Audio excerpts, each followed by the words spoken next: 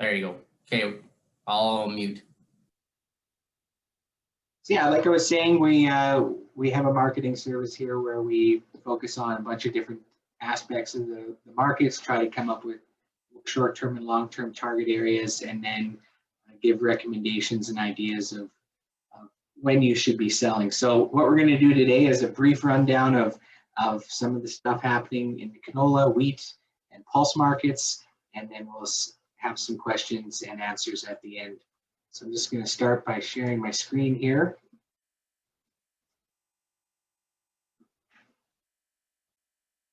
All right, so here's a snapshot of where things are at so far today. Another strong move in the canola markets. Things are really heating up today again. Double-digit gains in the May and the July contracts, so lots of strength there.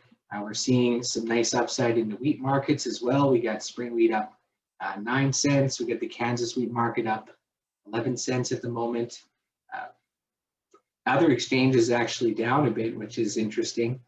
Usually you have everything kind of running together, but today we got soybeans down, corn down just a little bit, and then oats down a penny as well. So what we're going to do is start with the canola market. What I want to look at first is the May contract. The May contract is in a pretty steady uptrend here, as you can see. I don't know how many of you are familiar with chart analysis, but I'll give you a little bit of insight on that as we go through. So the market started by putting a bottom back here, and then you start to see periods of highs and then higher lows and then higher highs, and that's a strong signal of an uptrending market. So what's happened here is we've pushed to another new high today and continuation of that uptrend. And the big question is, where is the market headed? And pretty hard to determine at this point because we're in uncharted territory on the spot contract. So once we get above 744.50 on the May and July, there's really not a whole lot of resistance areas to be targeting or clear understanding of how high canola futures can actually run to. So for now, what we're looking at on the May contract is essentially the all-time high of 744.50 is the low end of the target range, and then the high end of the target range is actually a moving target. So however high that March contract moves up here is likely how high the May contract will have a chance to get up to as well. So lots of great news for canola futures right now. The July contract is very similar. We're seeing lows and higher highs and higher lows being put in, and that again a strong indication of an uptrend. There hasn't been a lot of sell signals lately, so we can expect that uptrend will likely continue here for the next little while. There's a lot of reasons why, and I'll show you that information as well shortly. Again, because we don't have a lot of resistance to work with, this is all uncharted territory. We're kind of aiming for somewhere in that 720 to 744 area on the July, and possibly even a moving target as depending on how high the March and May contracts get. So quite interesting to see what's happening in these old crop contracts, especially today with the big swing higher here. And then our new crop, which is pretty important to be watching right now as well. We see the NOV contract making fresh highs here today into that 588 range and likely to continue higher as well.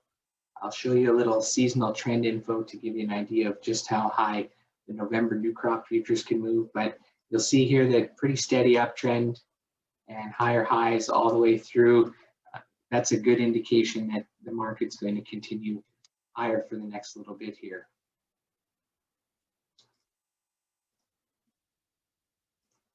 Now, it's not all about the daily contracts. So what I just showed you was the May, July, and NOV contracts. So that's our daily short-term view of where things are headed. So you're getting kind of a picture of the next period of days in the market, because each one of those bars is representing 1 day of trade. Whereas the weekly charts, which I really like to focus on, are more longer term. they're not too long-term, but they give us a period of weeks kind of view, so that extends into the next few months type of thing. So watching for signals to develop on the weekly chart is very important in what we're trying to do here for people. So this is our weekly canola contract. A couple things to point out here. So clearly in a significant uptrend in the market. Yesterday we pushed to an all-time high. This was the previous all-time high, 744.50. And now we're kind of in this moving target range, which I was trying to explain on that daily chart. And what that means is, however high the March contract runs, if it were to run to 800, let's say, or if it were to run to 828, whatever the number is, that's our moving target for the May and July contracts going forward. And I say that because traditionally what you want to do is target resistance in a market. And resistance is an old high, an area where the market's going to have a difficult time pushing above. That works because the funds in the market are setting targets to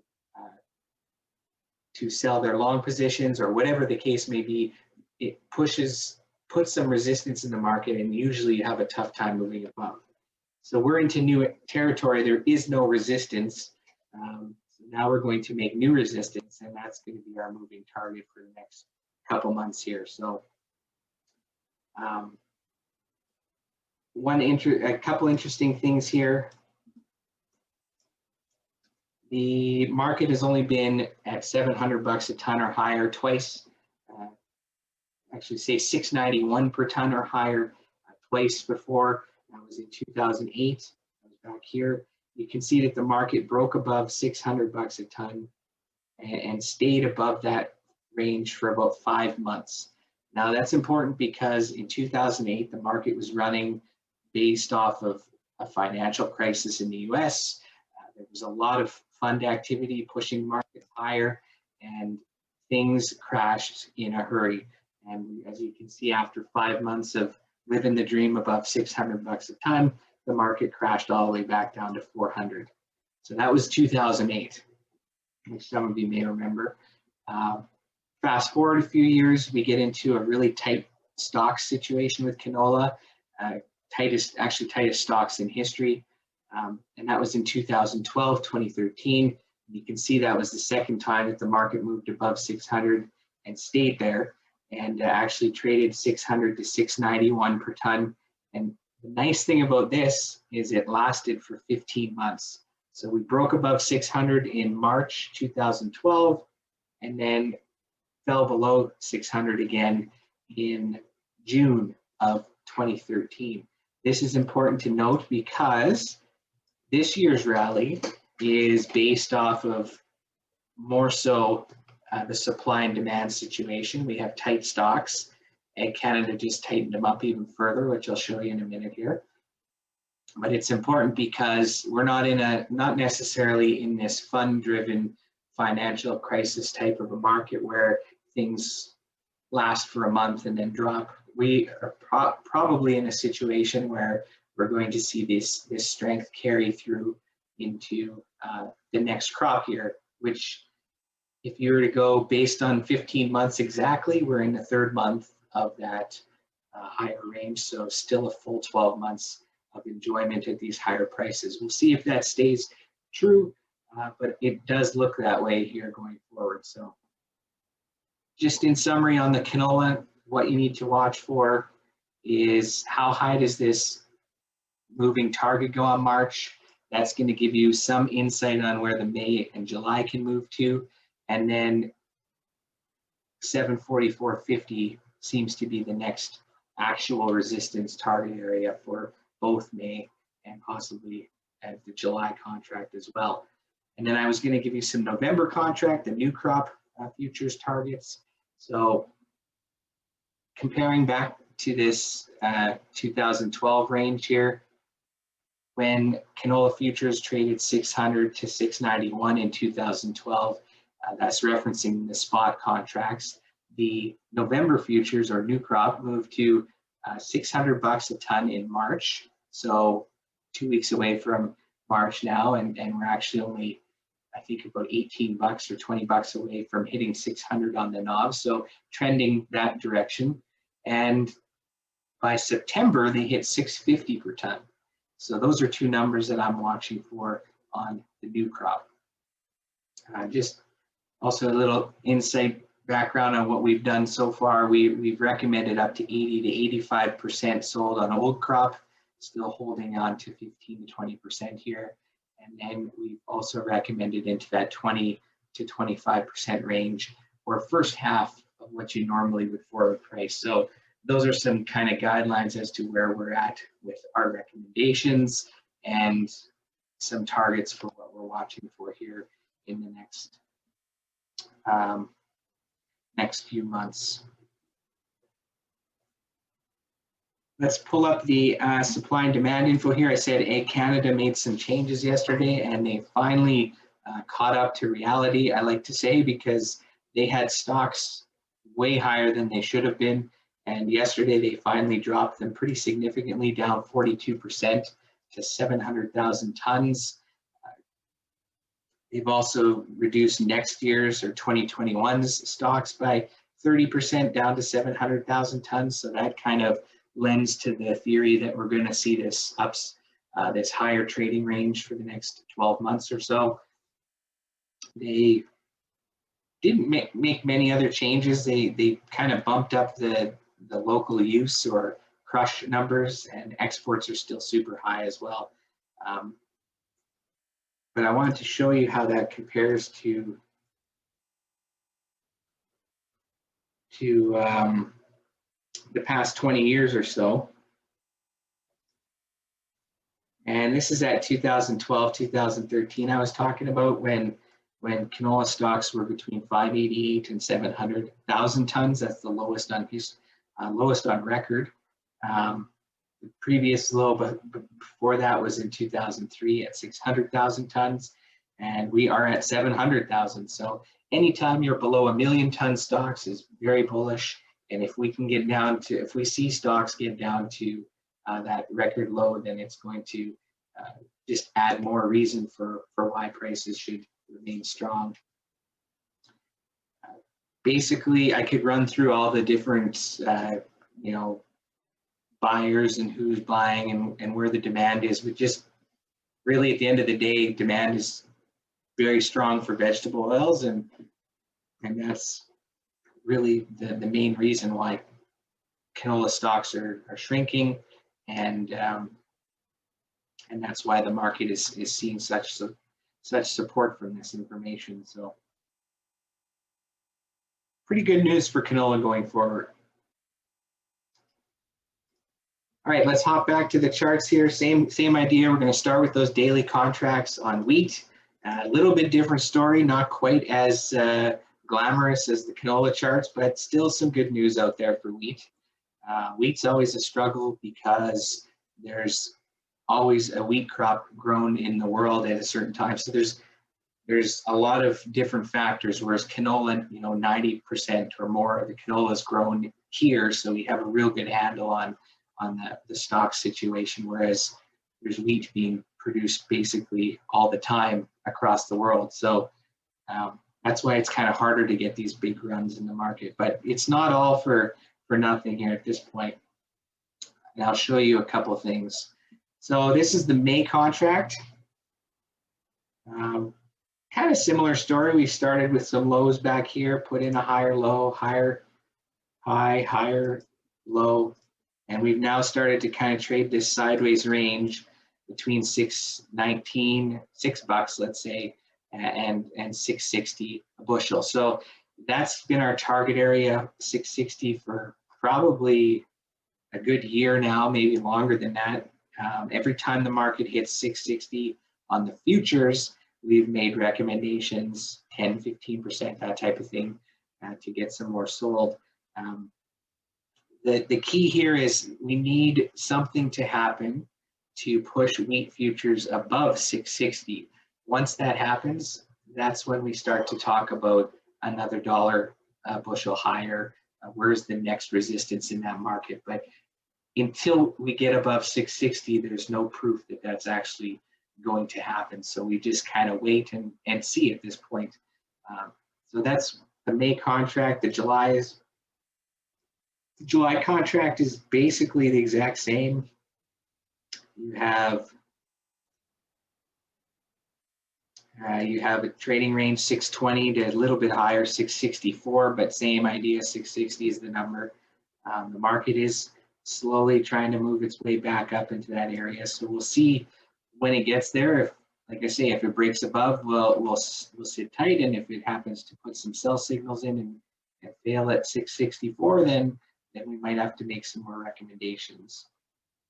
The new crop contract, so we're looking at, that was our July, now we go to the December, basically the exact same picture. You can see it's not nearly as exciting as the canola. Trading range is a little bit higher again, and that's because there's a carry in the market, so our December contract's a little bit higher than the July. And trading range 632 to 669. The only difference between the new crop and old is that the market is only 4 cents away from that contract high, and if it was able to break above that, then we'd be in some good shape for some more upside. So stay tuned, just kind of keeping an eye on where what happens when the market hits that resistance. The long-term wheat chart looks pretty much the same as those daily contracts. So a couple things to note here. Sorry, just 1 sec, I gotta set this up. Okay, there we go. So the market put a bottom here in this 483 area. That's been pretty significant support for quite a few years now. Doesn't seem like there'd be any reason to go below that. Even as the market moved up, we started to see that the next support areas were going to be into this 570 to $6. So long term, I think that we see the market hold that range. And if we were able to break above this 658, 660, whatever you want to call it, that's when we can start to do some range measurements. And what I mean by that is you can take, essentially you can take the distance between a low and a high. So let's use this one as an example. And that puts you up to this next target area. And then you could do it again, and that would put you up into this kind of price range here. So that's kind of what I'm watching at this point. If we get above 658 or 669 or 4 on those daily contracts, then we'd be starting to talk about 750 to $8, which happens to be the last 2 big resistances in the market, back here and back here.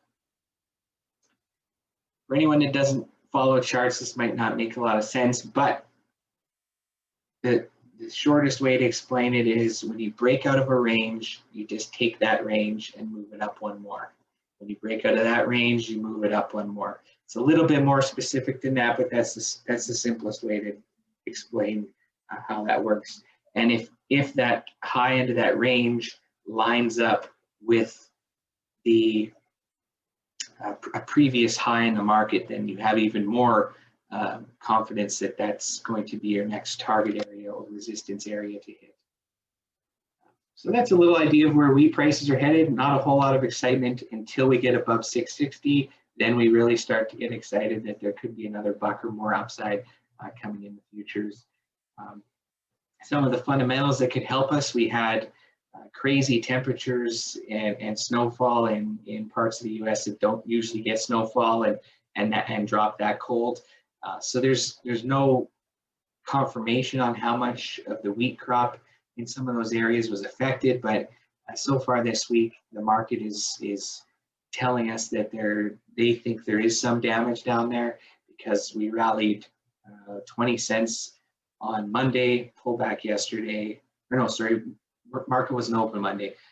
Rallied 20 cents Tuesday, market pulled back yesterday, and now up 10 cents today. So some indication there that they're assessing the damage down south, and we'll see what happens there.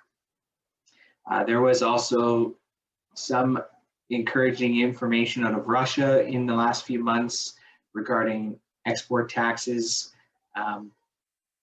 Export taxes are great for us because it allows us to have more competition in the wheat market. If they're exporting less because it's costing more, then that's going to open up the door for other areas to export wheat. The last 2 times Russia put an export tax or ban on, the wheat futures rallied to $8 or higher. So a couple months ago, they were talking about that export tax being in place until, starting in March and then being in place until June, I think it was. And then just recently they announced that the tax would be starting in June. So they kind of ruined the plan a little bit. It was supposed to be March and then things were going to take off and run through until the spring and summer. But now it's like, well, we have to wait till June until that tax kicks in. So maybe that's more of a benefit for new crop. And it's just kind of frustrating the way things seem to work with wheat all the time. But the short version of what I just said is you got to get above 660 to convince me that we can see another buck or more upside. And we are holding, same idea, 15 to 20% of old crop and sitting in that 20 to 25% or first half of what you would normally forward price on new crop.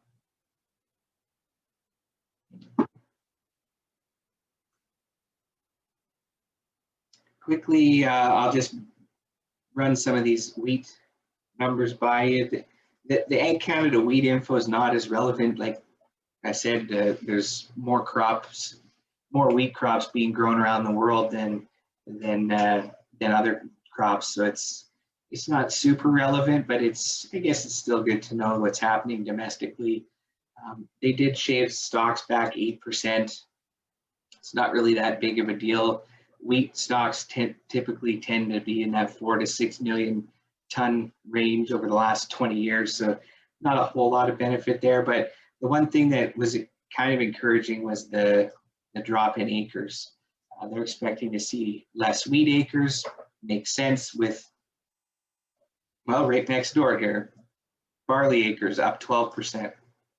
Totally makes sense why we would see some shift in wheat when all these other markets are strong and providing equal or better opportunity than wheat, and maybe there's a rotational advantage or whatever it is. We're seeing a shift away from wheat, so that could be helpful for wheat prices going forward as well.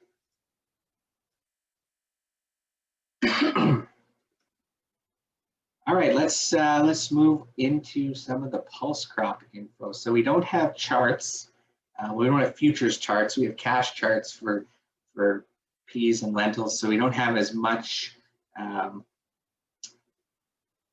info or historical info to go off of for trend type of thing. But we do track pricing every week, so it does give us a bit of insight on what's happening. Let's start with yellow peas. Obviously, yellow peas have been on a tear as well. We're seeing highs of $11 in some areas. One sec here, I'll pull up pea prices in your area. 1063 seems to be kind of the high end right now. That's at a Viterra for March. That's based on Carter's postal code, so I don't know if that's within 100 kilometers of your postal code. 1063 is kind of the number on peas right now. There's been a huge increase in demand, and also local use has been way up on peas, and that's brought stocks down quite a bit. I wanted to show you some cash charts here that are interesting. So this is the historical look at pea prices. It's not quite up to date here, but just to show you what happened here. Okay, so with the last time pea prices broke above 875, they ran to a historical high 1360 a bushel. Here we are today, actually trading upwards in this 1075 to 11 range.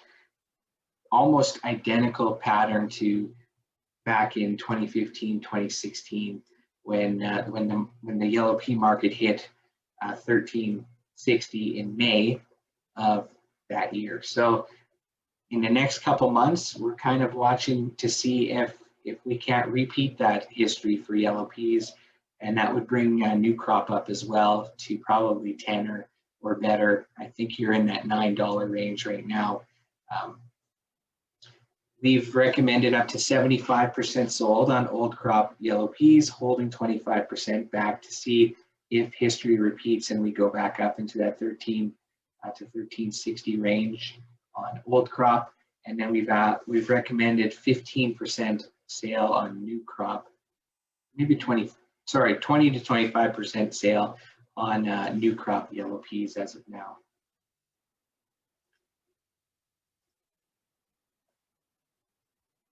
It'll be interesting to see if the demand that's out there and the recent spike in domestic use will push the market back up to those highs that we saw a few years ago.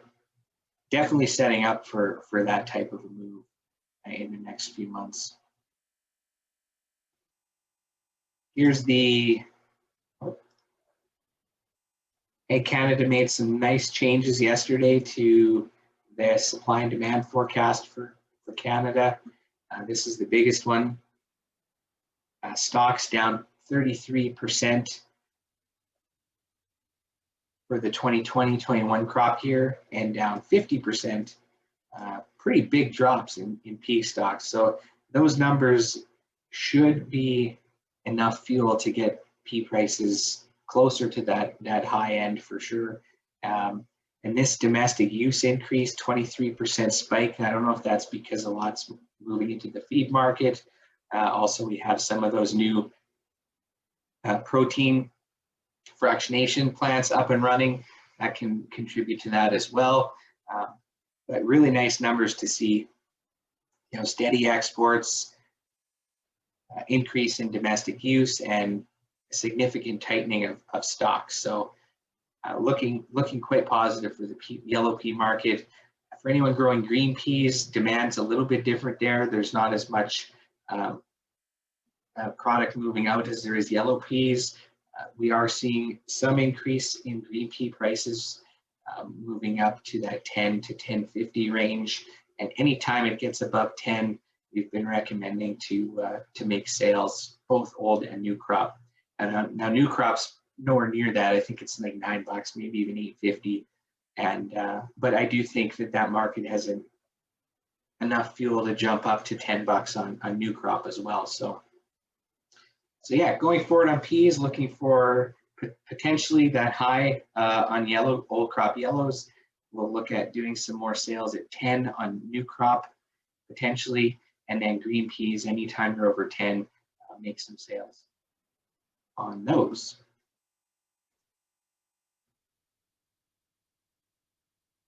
And lastly, let's jump into a quick overview of what's happening in the lentil market.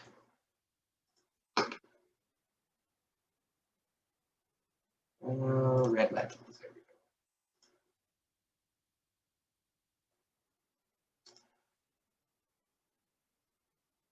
go. Okay, so the lentil market, it's kind of like the wheat of canola when you're comparing the lentils to peas, if that makes any sense. Not quite as glamorous, but still some good things happening in the lentil market. That same time frame that peas jumped to 1360, lentils were hitting historical highs.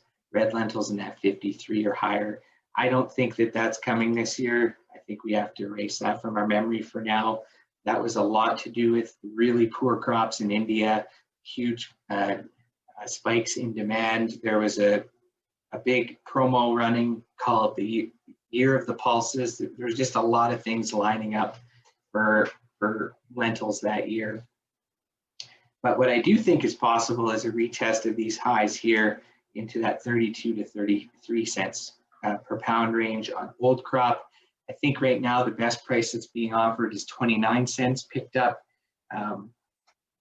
We were a little bit shy on sales of old crops. So we actually did a 15% recommendation on red lentils when they hit back to that 27 to 28 range. And now they're looking to continue moving up a bit more here. So with the last 25 to 30% that I think we have 30% left, for sure 25% left to sell, we're looking to target into that 32 cent range in the next couple months. And if the upside doesn't come, then we will be forced to take 28 to 29, which is still a pretty good deal historically.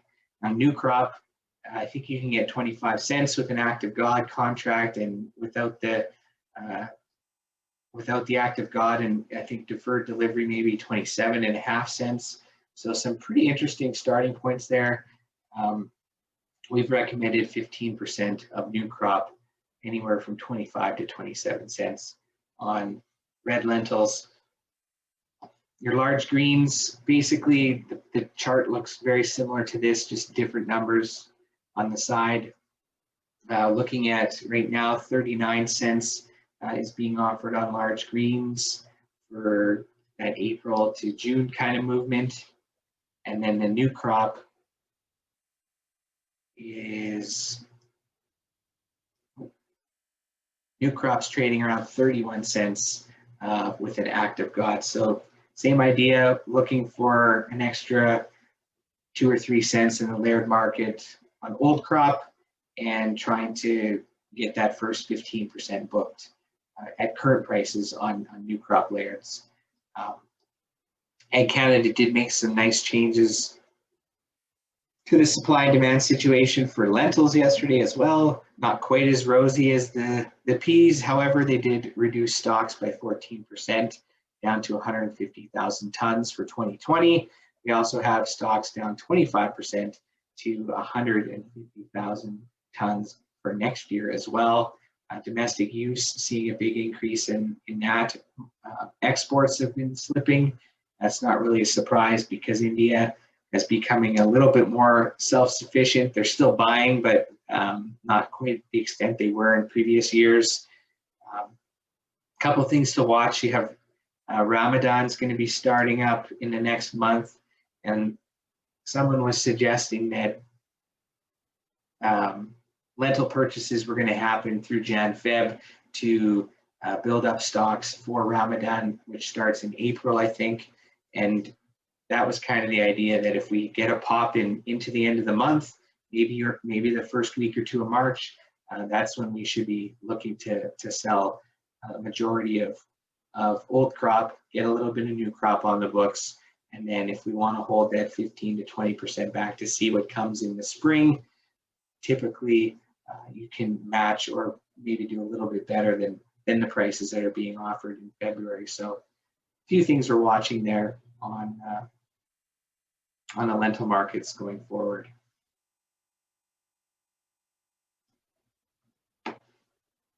So yeah, I guess just in a quick summary, canola prices in great shape. Doesn't seem to be any downside there. We've got that historical high of 744.50 and a moving target of wherever the March ends up. Maybe it goes to 800. Who knows? No one's going to be able to tell you where that market can stop on the spot contract. But what we do know is that there's a good chance that the May and July are going to touch that historical previous high of 744.50 and then possibly meet up with the March later on as well. New crop 600 is the next target, then 650. These are all futures, so cash is going to be dependent on what the basis is in your area. Wheat prices 20 to 30 cents upside, and if it breaks above that 660, you can tack on an extra buck to the market for going into May, June. Yellow peas, good potential to test those highs from 2015 into that $13 or higher range. Again, if the market gives some sell signals, we may have to change our mind, but that's how things are looking right now. And then just kind of a couple cents upside in lentils for the time being. Not a whole lot of excitement in that market compared to, say, peas or canola. So I'll leave it at that. If anyone has any questions, just hit the unmute button, ask me your question. If you don't want to talk, you can fire a chat to me as well. That will work. And yeah, see if you have any questions for me.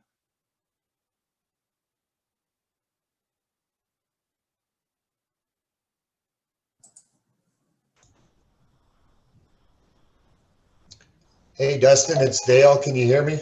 I got you, Dale.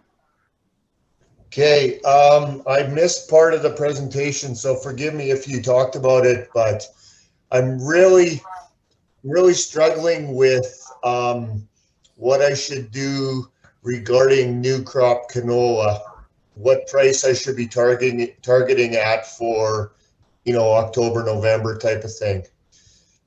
Okay. Let me pull up the November contract here. So what I was saying earlier with regards to futures, I can talk cash here as well a little bit.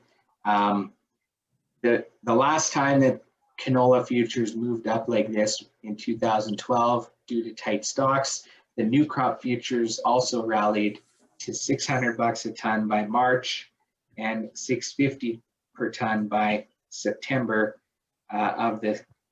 before deadlines expired. So I totally think that can happen again this year. So what I would suggest is try to get a basis offer in that 0 to -5 per ton range. I think that has been offered in some areas.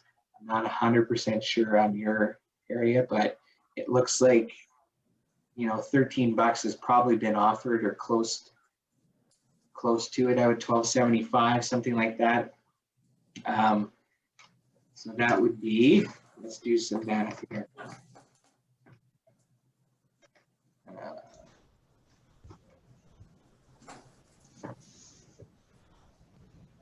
Yeah, so if basis is at -20, it's showing for most locations that I have access to. You might have a better deal on the go, which is great. I've got -38. -38, okay. Where are you? I should ask where you live then. Where are you at? Regina. Okay.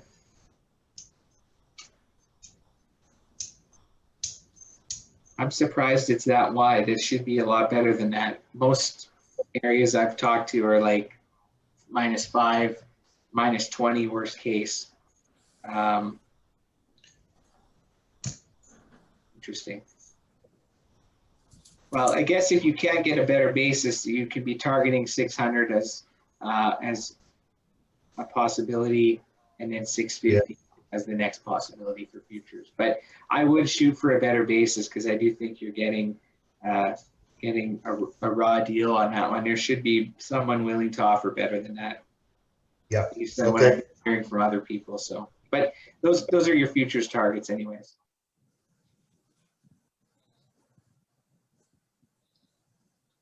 How's the Durham market looking? Durham's not too bad. It's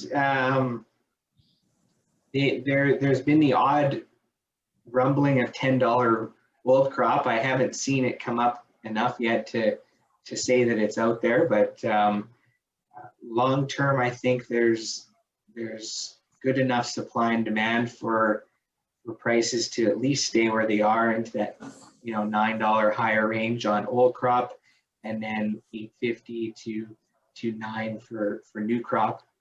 So there's some good opportunities there. The price of Durham is going to have to go up in order to entice people to stay away from other crops. So I don't think there's a lot of downside for the Durham market right now. Demand has come back to the picture. There was a couple of years there where there were a lot of issues with getting Durham moved, and then there was a lot of poor quality Durham out there. So that was keeping a lid on prices. But this year, not the case. Seems that there's some good opportunities out there. But we're holding about 20%, 25% for possible test at $10 by July. And if it doesn't hit, then we'll, $9 we'll be able to get. So, and then new crop willing to sell the first kind of 20% at into that 850 range. It looked like Ag Canada tightened the stocks and whatever there a little bit, according to that one chart you had up yesterday. Yeah, Ag Canada, they didn't really do much to the report on Durham. They left stocks the same. They're still up from last year. They actually reduced domestic use somehow, increased exports slightly, but really didn't make much changes. So it's more of a neutral look at the market anyways. There's not a lot of, like I said, not a lot of excitement for Durham compared to some of these other markets like barley. It's just insane what's happening in the barley market and some of the other feed grains as well. So, but I think long term, Durham has its own story and sideways to higher type range for until there's some big change in the stock situation or demand side of the picture.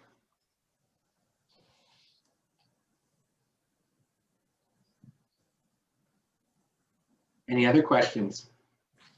I've seen some 35-cent small green Estons this morning as well. Kind of Okay. up 3 or 5 cents, up a lot in the last week, 10 days. Yeah, the best I'd heard up until you just said that was 34 delivered. That was Raglan had sent that out yesterday. So that's nice to see. Let me pull up my Eston info here. They kind of been trading in that 28 cents forever, down to 25 and then 28. And then they went to that 32 range, sat there for a week, and then I seen today about 35 cents. So Okay. Our historical chart's clearly not updated, but it's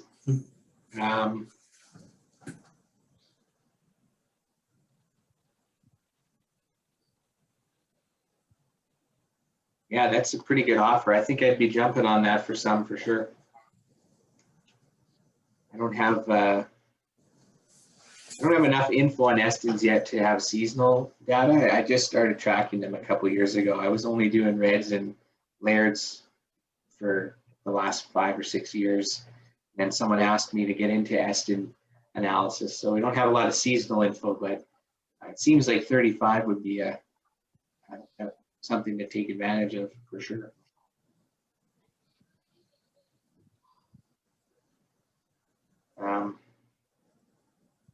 What are they at? New crop 28?